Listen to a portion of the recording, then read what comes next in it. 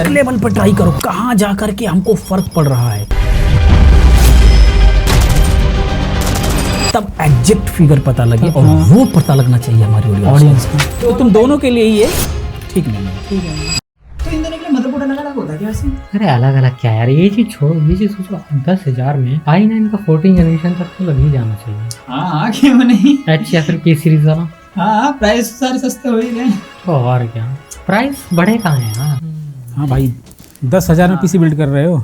ये बंदे कमेंट आया पड़ा ना इधर, बस सीधा ही क्या बोल रहा है, बाबा जी क्या आप मेरे लिए 10,000 के आसपास बिल्ड कर सकते। चलो फिर भी कोशिश करते हैं, जो हम लोग पहले बिल्ड किया करते थे 8-10 हजार में, एक ट्राई करते हैं आज के रेट में कितने का बिल्ड हो रहा है। ठीक है ना, पुराना प्राइस भी देखेंगे और नया प्राइस भी देखेंगे। ठीक है, हमें ऐसा लेकर के चलते हैं कि थोड़ा सा काम भी पॉसिबल हो। तो i5 थर्ड जनरेशन और i5 फोर्थ जनरेशन, इन दोनों का कंपैरिजन करते देखते हैं दोनों को। पहले 10,000 के अंदर आ जाते थे, अभी क्या चल रहा है। अगर ज्यादा कम में रहा तो कुछ ग्राफिक कार्ड पर भी हम लोग डिस्कस करेंगे। ये सिर्फ होगा ऑफिशियल वर्क वगैरह कर सकते हैं इस पे, जैसे MS ऑफिस वगैरह चलाना है। ठीक है, यानी कि ऑफिस में काम कर सकते हैं। थोड़ा मोड़ा कोरल फोटोशॉप ओल्ड वर्जन पे अगर आप जाना चाहते हो, ठीक है ना, ओल्ड वर्जन पे कोई चलाना चाह रहा है तो कर सकता है। सिर्फ जनसेवा के अंदर पे ऑनलाइन क्लासेस करना, ऑनलाइन काम करना है तो कर सकता है। फॉर्म वगैरह फिलअप वगैरह करना है, ये सारा कर सकता है। बजट कम है, ठीक है, यानी कि हाँ, स्टूडेंट के लिए क्लास वगैरह करने के लिए, क्योंकि स्टूडेंट गेम भी सोचता है तो गेम नहीं कर पाएगा और मल्टीटास्किंग भी नहीं कर पाएगी। जैसे ये है, इसे गेमिंग के बिना काम चल नहीं सकता, तुम्हारा एडिटिंग के बिना काम नहीं चल सकता, तो तुम दोनों के लिए ये ठीक नहीं है। मेनली कहें office work, online classes, online form वगैरह फिलअप करना है और अल्ट्रा फोटो सब चलाना है है थोड़ा मोड़ा, उसके लिए ठीक हो सकता है। अगर यहाँ पर i5 थर्ड जनरेशन की बात करें, पहले आता था 1500 रुपए के आसपास। ठीक है, न्यू प्राइस ट्राई करो, साथ में देखते हुए चलते हैं ताकि बिल्कुल भी जो है कंफ्यूजन ना रहे। एग्जैक्ट अभी का और पुराना कितना प्राइस था वो रहेगा तो एकदम प्रॉपर फिगर समझ में आएगा। फिगर समझ में आएगा। i5 का थर्ड जनरेशन देखो, इसमें कई सारे नंबर आते हैं। ये ओल्ड प्रोसेसर इसलिए कोई खास अंतर नहीं है, 1600 कुछ रुपए आ रहा है ना, तो 1600 रख लेते हैं। ठीक है, और वहीं पर i5 फोर्थ जनरेशन की देखो, तो जो i5 का थर्ड जनरेशन है, पुराना और नए में दोनों में सेम प्राइस इसका। हाँ, ज्यादा अंतर नहीं है। हाँ, पहले 2000 के अंदर ही आता था पहले भी, और ये 1700-1800 इस तरीके का चलता रहा है। इसमें तो 500 प्राइस 1800 मान ले और इधर नई में 2200 मान लेते हैं। प्रोसेसर बनना बंद है, ठीक है ना, तो अब तो इसके अंदर तुम्हारा मेमोरी कोई लग नहीं रहा है, नए प्रोसेसर के अंदर लगते हैं, तो नए प्रोसेसर का प्राइस हाई हो रखा है। यहाँ पर क्या है कि जब नए प्रोसेसर का प्राइस हाई हो गया तो लोग ओल्ड जनरेशन पे चले गए, तो इसकी डिमांड बढ़ गई, इसलिए थोड़ा सा प्राइस बढ़ा हुआ है। अब यहाँ पर आते हैं मदरबोर्ड की, अगर हम लोग बात करें तो H61 मदरबोर्ड लगेगा i3 थर्ड जनरेशन के लिए। अच्छा, दोनों मदरबोर्ड अलग अलग। मदरबोर्ड देखो H61 कितने का पड़ रहा है। पहले ये एक अच्छा मदरबोर्ड 1100 रुपए का आता था, H61। अभी क्या, हाँ H61 बेसिक प्राइस यानी कि 1700 रुपए का है। 1700। अभी मदरबोर्ड में प्राइस बढ़ गया और ये सिर्फ डिमांड की वजह से हुआ है। 8100 की बात करें तो पहले ये 1800 रुपए का बेसिक प्राइस आता था, मुझे बहुत अच्छे से याद है, इतना ज्यादा सेल किया हुआ है क्या ही बताया जाए। अभी का क्या प्राइस चल रहा है? 2100 रुपए के आसपास। इसके अंदर कोई खास, और सबसे बड़ी बात इन दोनों के अंदर ही जो है हम M.2 NVMe SSD लगा पाते हैं, जिसकी वजह से इसका परफॉर्मेंस अच्छा आ जाता है। बाकी तुम लोग इन दोनों का ट्रायल भी दे देना, ठीक है, अगली वीडियो के अंदर ट्रायल दे दो ताकि परफॉर्मेंस ये कैसा कर रहा है। मतलब क्या है कि हम लोग ये सोचें कि किसी के भी दिमाग में किसी भी चीज को लेकर के जरा भी कंफ्यूजन ना रहे, इतना क्लियर हो जाए कि ताकि कोई भी हमारी ऑडियंस है, वो हमारी फैमिली है, ठीक है, हमारा परिवार है, अगर पैसा इन्वेस्ट कर रहा है तो उसका एक पैसा भी बर्बाद नहीं होना चाहिए, क्योंकि उसका जिम्मा हम लोगों ने उठाया हुआ है, इतना सारा हम लोगों ने खरीदा हुआ है, तो हम लोग टेस्टिंग करके बताएंगे ताकि वो लोग एक भी पैसा अगर लगा रहे हैं तो वो समझ करके लगाए ताकि उनका पैसा बर्बाद ना हो। ठीक है, ये मकसद हमेशा हमारा रहना चाहिए। उसके बाद चलते हैं रैम के प्रति। इसके अंदर DDR3 हम लोग लगाएंगे तो 4 GB का 2 लगाते हैं। अब देखो DDR3 का 4 GB की रैम कितने की है, पहले ये था 700 रुपए, अभी लगेगा 1600 रुपए। डिमांड बढ़ गई है तो DDR3 रैम कोई नई तो बन नहीं रही है, ये पुरानी वाली ही है, लेकिन डिमांड बढ़ गया तो सेलर्स बढ़ाएंगे ही बढ़ाएंगे। बाकी यहाँ रही SSD की बात, ये सबसे बड़ी बात है। लोअर में कंसिस्टेंट की सबसे ज्यादा बिकती रही है या फिर एंटी स्पोर्ट की भी ज्यादा बिकती रही है। ठीक है, 256 GB की बात करेंगे। पुराने में कितना था इसका प्राइस? पुराने प्राइस में कंसिस्टेंट 1600 रुपए मैक्सिमम प्राइस रहता था, मतलब एक 4500 रुपए मान करके चलते। कितना WD ग्रीन लगाते हैं तो उसका कितना दिखा रहा था?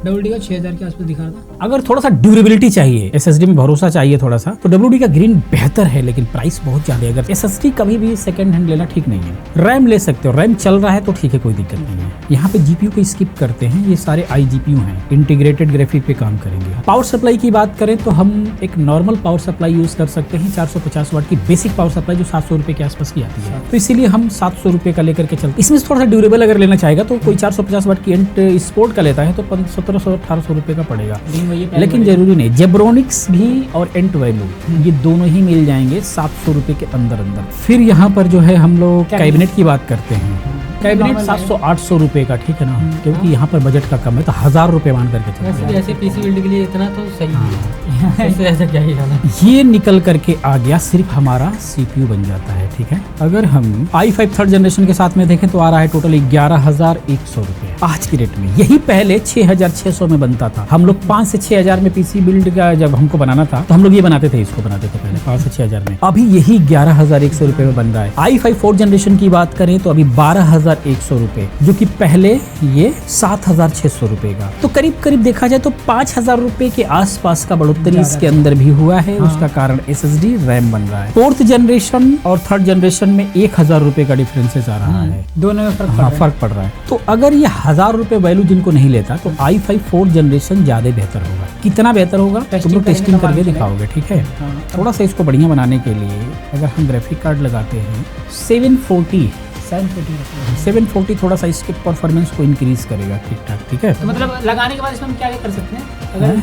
अगर हम इसमें 740 लगाते हैं, बहुत कुछ नहीं कर सकेंगे। थोड़ा सा Corel Draw Photoshop latest version चला पाएंगे, थोड़ा सा एल्बम वगैरह डिजाइन कर पाएंगे, थोड़ी मोड़ी गेमिंग में भी हल्का फुल्का हाथ मार सकते हैं पुरानी गेम्स के अंदर, ठीक है ना। हाँ, बस थोड़ा सा जो है इसका परफॉर्मेंस इंप्रूव हो जाएगा, थोड़ा सा अच्छा काम करने प्राइस कितना पड़ेगा उसका देखना कितने का आ रहा है अभी। अगर हम लोग इसके अंदर ऐड करते हैं GT 740, ये यूज्ड में ले लो, ठीक है ना। अगर हम यूज्ड में इसको लेते हैं 740, 3,500 रुपए का पहले नया आता था, अभी 5,000 रुपये, ठीक है। यूज्ड में अगर 2 से 2,500 रुपये में मिल जाता है, 2,500 रुपये अगर और इसके अंदर ऐड करें 13,600 रुपये में i5 का थर्ड जनरेशन बनता है। फोर्थ जनरेशन 14,600 रुपये का, वहां पर भी 1,000 रुपये का डिफरेंसेस आएगा। वैसे यूज्ड में 2,500 रुपये के आसपास में जो मिल जाए ले लो। परफॉर्मेंस ग्राफिक कार्ड में अंतर नहीं आता है ज्यादा डिफरेंस, जो काम कर रहे हो उसको परफॉर्मेंस का फर्क ज्यादा नहीं पड़ेगा। परफॉर्मेंस लगभग सेम ही रहता है ग्राफिक कार्ड के साथ में, ऑलमोस्ट 13,500 14,500। अब अगर हम ग्राफिक कार्ड को काट देते हैं यहाँ पर, एक और क्या हो सकता है देख लेते हैं। i7 third generation, i7 fourth generation लेते हैं तो क्या बनता है। इसी मदरबोर्ड पे अपग्रेड हो सकता है। हाँ, सब कुछ यही लगना है। प्रोसेसर अपग्रेड करो। i7 थर्ड जनरेशन कितने का चल रहा है आज के रेट में? पहले 3,500 रुपए का चलता था पहले।